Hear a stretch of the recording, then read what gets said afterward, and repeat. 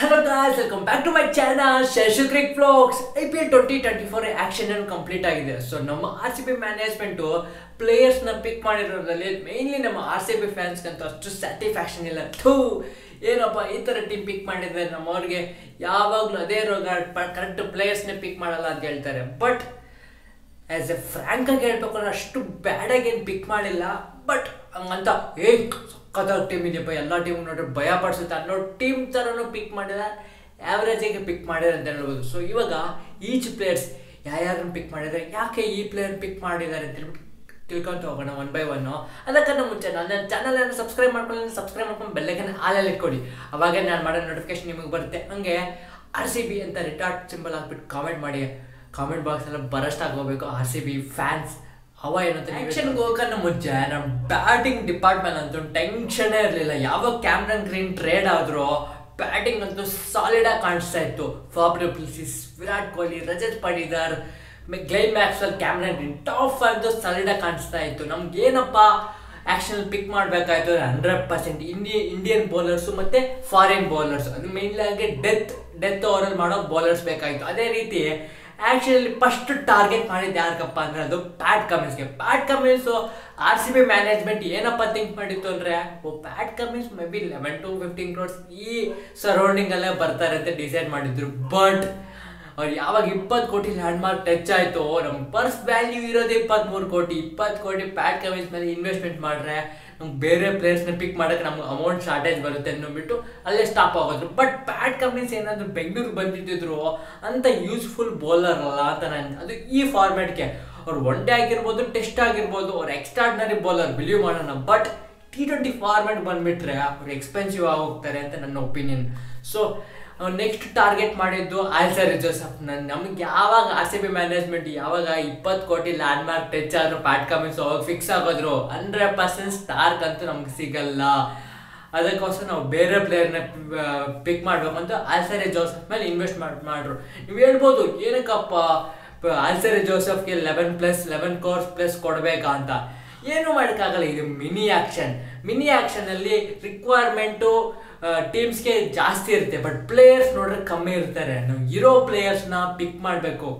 So ಆ ರೀಸನಿಂದನೇ 11 ಕೋಟಿ ಮೇಲೆ ಕೊಟ್ಟಿದ್ದು ಆಲ್ಸರಿ ಜೋಸಫ್. 100% 11 ಕೋಟಿ ಅನ್ನೋದು ಬಿಟ್ಟರೆ ಒಂಥರ ಆಲ್ಸರಿ ಜೋಸಫ್ ಗುಡ್ ಬೌಲರೇ.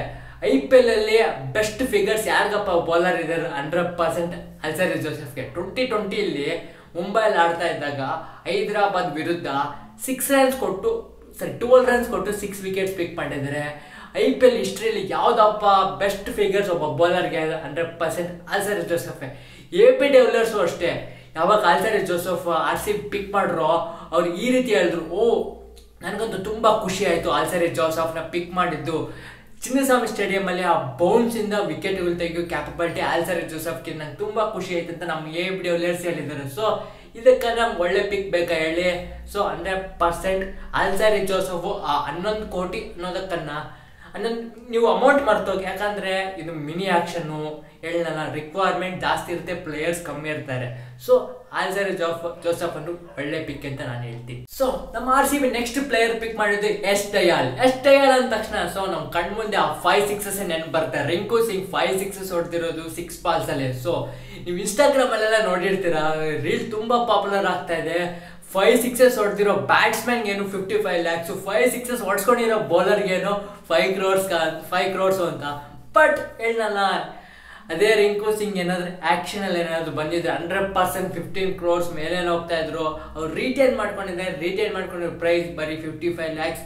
ಅವ್ರು ಆ್ಯಕ್ಷನ್ಗೆ ಬಂದಿದ್ದಾರೆ ಯಶ್ ದಯಾಲ್, ಅದರಿಂದ 5 crores ಹೋಗಿದೆ. ಸೊ 100% ಯಶ್ ದಯಾಲ್ ಅಂತೂ ಕಳಪೆ ಬೌಲರ್ ಅಲ್ಲ.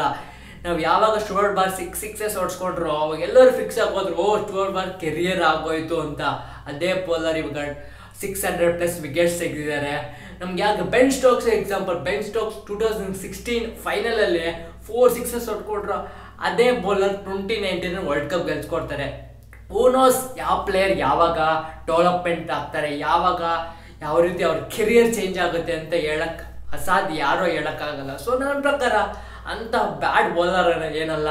ಎಷ್ಟು ಒಳ್ಳೆ ಕಟರ್ಸ್ ಇದೆ, change of action, change of pace ಚೆನ್ನಾಗಿ ಮಾಡ್ತಾರೆ. ಆ ರೀಸನಿಂದನೇ RCB ಯಶ್ ದಯಾಲ್ನ ಪಿಕ್ ಮಾಡಿರೋದು. ಸೊ ಗುಜರಾತ್ ಟೈಟನ್ಸು ಅವರು ಇದು ಕೊಟ್ಟರು, ಆ್ಯಕ್ಷನಲ್ಲಿ ಟ್ರೈ ಮಾಡಿದ್ರು ಪಿಕ್ ಮಾಡೋಕ್ಕೆ. ಬಟ್ ಅವ್ರು ಯಾವ 5 crores ಬಂದು ನಾವು ಬೇರೆ ಪ್ಲೇಯರ್ ಪಿಕ್ ಮಾಡಬೇಕು ಅನ್ನೋ ರೀಸನ್ಗೆ ಅವ್ರು ಆ್ಯಕ್ಷನಿಂದ ಬಿಟ್ಬಿಟ್ರು. ಅದೇ 5 crores RCB ಪಿಕ್ ಮಾಡ್ತು. ಸೊ ಯಾವಾಗ ಗುಜರಾತ್ ಟೈಟನ್ಸೇ ಅವ್ರನ್ನ ಬಿಲೀವ್ ಮಾಡ್ತಾ ಇತ್ತು ಅಂದರೆ ಆ ಪ್ಲೇಯರ್ ಕ್ಯಾಲಿಬರ್ ಬಗ್ಗೆ ನೀವೇ ಯೋಚನೆ ಮಾಡಿ. Next Tom Karan. ಸೊ ಎಲ್ಲ RCB ಫ್ಯಾನ್ಸ್ಗೆಲ್ಲ ಸರ್ಪ್ರೈಸ್ ನೇಮ್ ಯಾವುದಪ್ಪ ಅಂದರೆ ಈ ಆ್ಯಕ್ಷನಲ್ಲಿ 100% ಟಾಮ್ ಕರನ್ ಅಂತಲೇ ಹೇಳ್ಬೇಕು. ಯಾಕಂದ್ರೆ ಯಾರು ಎಕ್ಸ್ಪೆಕ್ಟ್ ಮಾಡಿಲ್ಲ ಟಾಮ್ ಕರನ್ನ ಪಿಕ್ ಮಾಡ್ತಾರೆ RCB ಟೀಮು ಅಂತ. ಸೊ ಯಾಕಪ್ಪ ಏನಕ್ಕಪ್ಪ ಯಾವ ರೀಸನಿಂದ ಟಾಮ್ ಕರನ್ನ ಪಿಕ್ ಮಾಡಿದ್ದು ಅಂದರೆ ಇನ್ ಕೇಸ್ ಏನು ಇಂಜುರಿ ಆಗಿರ್ಬೋದು, ಏನಾದರೂ ಕ್ಯಾಮರನ್ ಗ್ರೀನ್ ಏನಾದರೂ ಆಡಲಿಲ್ಲ ಅಂದರೆ ಸೊ ನಂಬರ್ 7 ಇಲ್ಲ ನಂಬರ್ 6 ಟಾಮ್ ಕರನ್ ಆಡಿಸ್ಬೋದು. ಯಾಕಂದರೆ ನೌವೆ ಡೇಸು ಟಾಮ್ ಕರನ್ನು ಅವರ ಬ್ಯಾಟಿಂಗ್ ಸಖತ್ತಾಗಿ ಇಂಪ್ರೂವ್ ಆಗಿದೆ. ಬಿಗ್ ಸಿಕ್ಸರ್ಸ್ ಹೊಡಿತಾರೆ, ಒಳ್ಳೆ ಡೆತ್ ಬೌಲರ್ ಸಿಗ್ತಾರೆ ಅನ್ನೋ ರೀಸನ್ಗೆ ಕ್ಯಾಪ್ಟನ್ ಗ್ರೀನ್ಗೆ ರಿಪ್ಲೇಸ್ಮೆಂಟ್ ಆಗಿ 1.5 crores ಟಾಮ್ ಕರನ್ನ ಪಿಕ್ ಮಾಡಿದೆ. ಸೊ ಒಂಥರ ನಾಟ್ ಎ ಬ್ಯಾಡ್ ಪಿಕ್ ಅಂತ ಹೇಳ್ತೀನಿ ಟಾಮ್ ಕರನ್ದು. Next player Lockie Ferguson. ನಮ್ಮ RCB ಫ್ಯಾನ್ಸ್ ಅಲ್ಲಿ ಯಾವುದಾದ್ರೂ ಒಂದು ಸ್ಯಾಟಿಸ್ಫ್ಯಾಕ್ಷನ್ RCB ಸಖತ್ತಾಗಿ ಪಿಕ್ ಮಾಡಿದಾರಪ್ಪ ನಮ್ಮ ಮ್ಯಾನೇಜ್ಮೆಂಟು ಅಂತ ಯಾರಾದರೂ ಪ್ಲೇಯರ್ ಬಗ್ಗೆ 100% ಲೋಕಿ ಫರ್ಗ್ಯೂಸನ್. ಆ ರಾ ಪೇಸ್, ಆ 150 ಕ್ಲಾಕ್ ಮಾಡ್ತಾರೆ. ಈ ಜನ್ರೇಷನಲ್ಲಿ ಆ 150 ಕ್ಲಾಕ್ ಮಾಡೋದು ಕಮ್ಮಿ ಪ್ಲೇಯರ್ಸ್. ನೀವು ಪಾಸ್ಟ್ ನೋಡ್ರೆ ಸಿಕ್ಕಾಪಟ್ಟೆ ಪ್ಲೇಯರ್ಸ್ ಇದ್ರು, ಬಟ್ ನೌವೆ ಡೇಸ್ ನೋಡ್ರೆ ಆ ರಾ ಪೇಸ್ ಬೌಲರ್ಸು ಕಮ್ಮಿ ಹೋಗ್ತಾ ಇದ್ರೆ. ಸೊ ಆ ಕಮ್ಮಿ ಇರೋ ಪ್ಲೇಯರ್ಸಲ್ಲಿ ಯಾರಪ್ಪ ನಂಬರ್ 1 ಅಂದ್ರೆ ಅದು 100% ಲೋಕಿ ಫರ್ಗ್ಯೂಸನ್ ಅಂತ ಹೇಳ್ಬೋದು. ಆ ರಾ ಪೇಸಲ್ಲೂ ಆ ಲೈನ್ ಅಂಡ್ ಲೆಂತಲ್ಲಿ 100% ಕಂಟ್ರೋಲ್ ಇದೆ. ಸ್ವಲ್ಪ ಎಕ್ಸ್ಪೆನ್ಸಿವ್ ಆಗ್ಬೋದು, ಬಟ್ 100% ವಿಕೆಟ್ ಟೇಕರ್. ಬಟ್ ಏನಪ್ಪ ಡೌಟು ಅಂದರೆ ಇವರು ಪ್ಲೇಯಿಂಗ್ ಲೈನಲ್ಲಿ ಆಡ್ಸೋಕ್ಕೆ ಸಾಧ್ಯ ಇದೆ. ಯಾಕಂದರೆ ನಾವು ರೀಸ್ ಟ್ರೋಫಿನ ರಿಟೈಲ್ ಮಾಡ್ಕೊಂಡಿದ್ದೀವಿ, ಆಲ್ಸರಿ ಜೋಸಫ್ ತಗೊಂಡಿದ್ದಾರೆ, ಟಾಮ್ ಕರನ್ ತಗೊಂಡಿದ್ದಾರೆ, ಲೋಕಿ ಫರ್ಗ್ಯೂಸನ್ ತಗೊಂಡಿದ್ದಾರೆ. ಸೊ ಇವ್ರು ರೆಗ್ಯುಲರ್ ಆಗಿ ಪ್ಲೇಯಿಂಗ್ 11 ಆಡೋ ಡೌಟ್. ಯಾಕಂದ್ರೆ ನಮಗೆ ಒಂಥರ ಸ್ವಿಂಗಿಂಗ್ ಕಂಡೀಷನ್ ಇದ್ರೆ ರೀಸ್ ಟ್ರೋಫಿನ ಆಡಿಸ್ಬೋದು, ಬೌನ್ಸಿ ವಿಕೆಟ್ ಅಲ್ಲಿ ಇದ್ರೆ ಆಲ್ಸರಿ ಜೋಸಫ್ನ ಆಡಿಸ್ಬೋದು. ನಮಗೆ ಒಳ್ಳೆ ಅದೇನದು ಪಕ್ಕ ಪೇಸ್ ವಿಕೆಟ್ ಅಂದರೆ 100% ಲೋಕಿ ಫರ್ಗ್ಯೂಸನ್ ಆಡಿಸ್ಬೋದು. ಆಪ್ಷನ್ಸ್ ಇದೆ, ಬಟ್ ಪರ್ಫಾರ್ಮೆನ್ಸ್ ಕೊಡಬೇಕಷ್ಟೇ ಈ bowlers. Next Saurav Chauhan. 23 years old youngster. So ಅವರು ಡೊಮೆಸ್ಟಿಕ್ಕಲ್ಲಿ T20 ಫಾರ್ಮ್ಯಾಟಲ್ಲಿ 145 ಸ್ಟ್ರೈಕ್ ರೇಟ್ ಇದೆ. ಒಳ್ಳೆ ಬಿಗ್ ಹಿಟರು, ಒಬ್ಬ ಬ್ಯಾಕಪ್ ಆಗಿ ಇಲ್ಲ ಯಾವುದಾದ್ರು ಇಂಪ್ಯಾಕ್ಟ್ ಪ್ಲೇಯರ್ ಆಗಿ ಯೂಸ್ ಮಾಡ್ಕೋಬೋದು ಸೌರವ್ ಚೌಹಾನ್. 20 lakhs ಬೇಸ್ ಪ್ರೈಸ್ಗೆ ಸೌರವ್ ತಗೊಂಡಿರೋದು. 100% ಯಂಗ್ಸ್ಟರ್ಸ್ನ ಗ್ರೂಮ್ ಮಾಡಬೇಕು, ಒಳ್ಳೆ ಪಿಕ್ ಅಂತ ನಾನು ಹೇಳ್ತೀನಿ. Next last player Swapnil Singh. Swapnil Singh ಒಬ್ಬ ಬೌಲಿಂಗ್ ಆಲ್ರೌಂಡರ್. ಸೊ ನನಗೆ ಇಂಪ್ರೆಸ್ ಆಗಿದ್ದೇನಪ್ಪ ಅಂದರೆ ಅವ್ರ ಎಕಾನಮಿ 7.05 ಎಕಾನಮಿ ಇದೆ. T20 7.05 ಎಕಾನಮಿ ಅಂದರೆ ಸಕ್ಕತ್ತನೇ ಹೇಳ್ಬೋದು. ಲೆಫ್ಟ್ ಹ್ಯಾಂಡ್ ಸ್ಪಿನ್ನರು ಯೂಸ್ಫುಲ್ ಆಗುತ್ತೆ ಅಂತ ನನಗೆ ಅನಿಸ್ತಾ ಇದೆ. ಸೊ ಇವ್ರ ಆವ್ರೇಜ್ ಅಷ್ಟೇ 25 ಆವ್ರೇಜ್ ಇದೆ. ಒಬ್ಬ T20 25 ಆವ್ರೇಜ್ ಅಂದರೆ 100% ಬ್ಯಾಡ್ ಏನಲ್ಲ. ಮೇನ್ಲಿ ಎಕಾನಮಿ ಇಂಪ್ರೆಸಿವ್ ಆಗ್ತಾ ಕಾಣಿಸ್ತಾ ಇದೆ ಸ್ವಪ್ನಿಲ್ ಸಿಂಗ್ ಆದ್ರೆ. ಸೊ RCB ಈ ಆಕ್ಷನ್ ಪಿಕ್ ಮಾಡಿರೋ ಪ್ಲೇಯರ್ಸು ಅವರ ಡೀಟೇಲ್ಸ್ ನಿಮ್ಮ ಮುಂದೆ ಹೇಳ್ತಾ ಇದ್ದೀನಿ. ಸೊ ನನ್ನ ಪ್ರಕಾರ ಇಲ್ಲಿ ಏನಾದರೂ ಮಿಸ್ಟೇಕ್ ಮಾಡ್ರೆ ಅಂದರೆ 100% ಮಿಸ್ಟೇಕ್ ಮಾಡ್ರಿ ಅಂತೀನಿ. ಏನಪ್ಪ ಅಂದರೆ ಇಷ್ಟು ಜನ Tom Curran, Lockie Ferguson, Alzarri Joseph ಯಾರಾದರೂ ಒಬ್ಬರನ್ನ ಬೈ ಮಾಡಿದೊಬ್ಬ ಸ್ಪಿನ್ ಬಾಲನ್ನು ಪಿಕ್ ಮಾಡಿದರೆ ಚೆನ್ನಾಗಿರ್ತದೆ. ಯಾಕಂದರೆ ನಮ್ಮ RCB ಅಂದ ತಕ್ಷಣ ಒಬ್ಬ ಸ್ಪಿನ್ನರ್ 100% ನೆನಪು ಬರ್ತಾರೆ. ನೀವು 2008ಇಂದ ನೋಡ್ಕೊಡಿ. 2008ಅಲ್ಲಿ ನಿಮ್ಗೆ ಅನಿಲ್ ಕುಂಬ್ಳೆ ಇದ್ರು, ನೆಕ್ಸ್ಟ್ ಡೆನಲ್ ವಿಕ್ಟೋರಿ ಇದ್ರು, ನೆಕ್ಸ್ಟ್ ಚಹಲ್ ಗ್ರೂಮ್ ಆದರು. ಚಹಲ್ 2014ಇಂದ ಅವ್ರು ಚಹಲ್ ಚೆನ್ನಾಗಿ ಆಡ್ಕೊಂಡು ಬರ್ತಾ ಇದ್ರು. 100% RCB ಏನಾದರೂ ಮಿಸ್ಟೇಕ್ ಮಾಡಿದೊಬ್ಬ ಪ್ಲೇಯರ್ನ ರಿಲೀಸ್ ಮಾಡಿ ಅಂದರೆ ನೀವು ಹೇಳ್ಬೋದು KL ರಾಹುಲ್, ಕ್ರಿಸ್ ಗೇಲ್ ಅಂತ. ಅದಕ್ಕನ್ನ ಮೋಸ್ಟ್ ಇಂಪಾರ್ಟೆಂಟ್ ಥಿಂಗ್ ಏನಪ್ಪ ಅಂದರೆ 100% ಅದು ಇಜಿ ಚಹಲ್ನ ಡ್ರಾಪ್ ಮಾಡಿದ್ದೆ ಅಂತ ಹೇಳ್ತೀನಿ.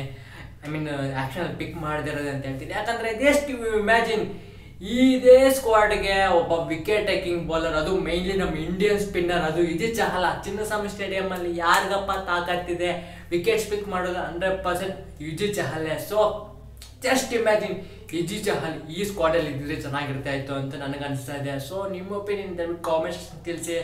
ಸೊ RCB ಎಲ್ಲ ಚೆನ್ನಾಗಿ ಕಾಣಿಸ್ತಾ ಇದೆ, ಬಟ್ ಒಬ್ಬ ಲೆಗ್ ಸ್ಪಿನ್ನರ್, ಸ್ಪಿನ್ನರ್ ಒಳ್ಳೆ ವಿಕೆಟ್ ಟೇಕಿಂಗ್ ಸ್ಪಿನ್ನರ್ ನಿಮಗೆ ಹಿಮಾಂಶು ಶರ್ಮಾ ಇದ್ದಾರೆ, ಮಯಾಂಕ್ ಡಾಗರ್ ಇದ್ದಾರೆ, ಮತ್ತು ಕರಣ್ ಶರ್ಮಾ ಇದ್ದಾರೆ. ಬಟ್ ಇವ್ರು ಯಾರು 100% ವಿಕೆಟ್ ತೆಗಿತಾರೆ ಅನ್ನೋ ಬೌಲರ್ 100% ಇಲ್ಲ. ಸೊ ನನ್ನ ಪ್ರಕಾರ ಟಾಮ್ ಕರನ್ನು ಇಲ್ಲ ಯಾರನ್ನಾದ್ರೂ ಒಬ್ಬ ಪ್ಲೇಯರ್ನ ಬೈ ಮಾಡ್ದಿರ ಒಬ್ಬ ಲೆಗ್ ಸ್ಪಿನ್ನರ್ಗೆ ಹೋಗ್ಬೇಕಾಯ್ತು. ಆದಿಲ್ ರಶೀದ್ ಅನ್ಸೋಲ್ಡ್ ಆದರು, ಬೇಸ್ ಪ್ರೈಸ್ಗೆ ಬರ್ತಾಯಿದ್ರು. ಅವ್ರನ್ನ ಪಿಕ್ ಮಾಡಿ ನಮಗೆ ಚೆನ್ನೈಯಲ್ಲೋ ಲಕ್ನೋಲೋ ಎಲ್ಲ ಸ್ಪಿನ್ನಿಂಗ್ ಟ್ರ್ಯಾಕಲ್ಲಿ ಇದ್ದಾಗ ಒಬ್ಬ ಫಾಸ್ಟ್ ಬಾಲನ್ನು ಡ್ರಾಪ್ ಮಾಡಿಬಿಟ್ಟು ಒಬ್ಬ ಫಾರಿನ್ ಫಾಸ್ಟ್ ಬಾಲನ್ನು ಡ್ರಾಪ್ ಮಾಡಿಬಿಟ್ಟು ಸ್ಪಿನ್ನರ್ಸ್ನ ಆಡಿಸಿದ್ರೆ ಸ್ಪಿನ್ ಬಾಲನ್ನು ಆಡಿಸಿದ್ರೆ ಚೆನ್ನಾಗಿರ್ತಾ ಇತ್ತು ಅಂತ ನಾನು ಅನ್ಕೊತಾ ಇದ್ದೀನಿ. ಸೊ ನೀವು ಯಾವ ಪ್ಲೇಯರ್ನ ಪಿಕ್ ಮಾಡಿದ್ದಿದ್ರೆ ಇಂಡಿಯನ್ಸಲ್ಲೂ ಅಷ್ಟೇ ಎಸ್ ಡಯಲ್ಗೆ ಹೋದ್ರಲ್ಲ, ನೀವು ಸ್ವಪ್ನಿಲ್ ಸಿಂಗ್ ಬದಲು ಶಾರ್ದೂಲ್ ಠಾಕೂರ್ಗೋ ಇಲ್ಲ ಚೇತನ್ ಸಕಾರಿಯಾಗಿ ಹೋಗಿದ್ದಿದ್ರೆ ಚೆನ್ನಾಗಿರ್ತಾ ಇತ್ತು ಅನ್ಕೊತೀನಿ. ಯಾಕಂದರೆ ಎಸ್ ಡಯಲ್ ಒಳ್ಳೆ ಪಿಕ್ಕೆ, ಇಚ್ಚು ಶಾರ್ದೂಲ್ ಠಾಕೂರು ಮೇ ಬಿ ಜಾಸ್ತಿ ಹೋಗುತ್ತೆ ಅನ್ಕೊತೀನಿ. ಬಟ್ 4 crores ಹೋದಾಗ ಟ್ರೈ ಮಾಡಬೇಕಾಯ್ತು. 100% ನಮ್ಮ RCBಲಿ ಚಿನ್ನಸ್ವಾಮಿಲಿ ಅವರ ನಕ್ಕಲ್ ಬಾಲ್ ಸಖತ್ತಾಗಿ ಯೂಸ್ ಆಗ್ತಾ ಇತ್ತು. ನಂಬರ್ 8 ಒಬ್ಬ ಬ್ಯಾಟರ್ ಸಿಗ್ತಾ ಇದ್ದ ಶಾರ್ದೂಲ್ ಠಾಕೂರ್, 100% ಮಿಸ್ ಮಾಡ್ರು ಅಂತೀನಿ ಹೇಳ್ತೀನಿ. ಸೊ ಒಬ್ಬ ಲೆಗ್ ಸ್ಪಿನ್ನರ್ನ ಒಬ್ಬ ಇಂಡಿಯನ್ನು 100% ಶಾರ್ದೂಲ್ನೋ ಇಲ್ಲ ಚೇತನ್ ಸಕಾರಿಯೋ ಪಿಕ್ ಮಾಡಿದ್ರೆ ಚೆನ್ನಾಗಿರ್ತಾ ಇತ್ತು ನಾನು ಅನ್ಕೊತೇನೆ. ಸೊ ನೀವು ಕಾಮೆಂಟ್ ಮಾಡಿ ಯಾವ ಪ್ಲೇಯರ್ನ ಪಿಕ್ ಮಾಡಿದ್ದು ಚೆನ್ನಾಗಿರ್ತಾ ಇತ್ತು ಅಂತ. ಹಂಗೆ ಲೈಕ್ ಕೊಡೋದು, ಕಾಮೆಂಟ್ ಮಾಡೋದು, ಹಂಗೆ ಶೇರ್ ಮಾಡೋದು ಮತ್ತೆ ಮರ್ತೋಬೇಡಿ. ಸಿಗೋಣ ನೆಕ್ಸ್ಟ್ ವಿಡಿಯೋ ಅಲ್ಲಿ. ಬಾಯ್ RCB ಅಂತ ಕಾಮೆಂಟ್ ಮಾಡಿ ಮರ್ತೋಬೇಡಿ ಗಾಯ್ಸ್.